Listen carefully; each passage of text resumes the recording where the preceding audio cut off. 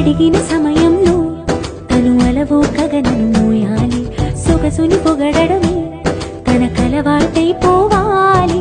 పనులను పంచుకుని మనసుంటే ఇంకేం కావాలి. అలకని తెలుసుకుని అందంగా బతిమాలాలి. కోరికేదైనా గాలి తీర్చి తీరాలని